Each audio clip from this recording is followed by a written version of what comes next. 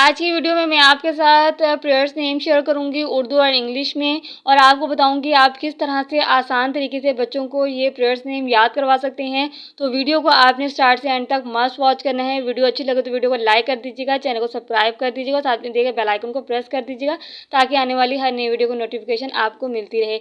और इससे पहले मैं अपनी ऑलरेडी वीडियोज़ में बता चुकी हूँ कि जब भी आप बच्चों को नेम्स याद करवाएं, प्रैक्टिस के साथ याद करवाएं, रिटन फॉर्म में याद करवाएं, रिटन फॉर्म के साथ साथ आप उनको ओरल फॉर्म में भी याद करवाएं, यानी कि उसको अगर आप लिखवा रहे हैं तो आप उसको पढ़ने के लिए भी बोलें।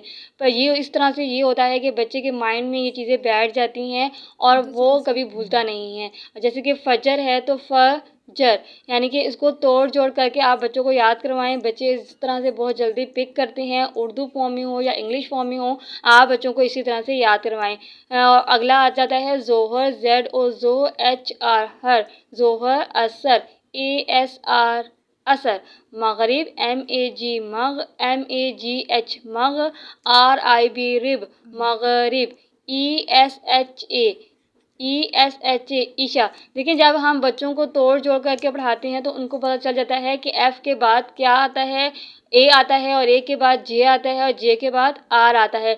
इसी तरह हम उर्दू में भी बच्चों को जब भी याद करवाएं तो उनको लिख कर दें और बच्चों को तोड़ जोड़ से पढ़ाएं तो बच्चे बहुत जल्दी से पिक कर लेते हैं और कभी भूलते नहीं हैं।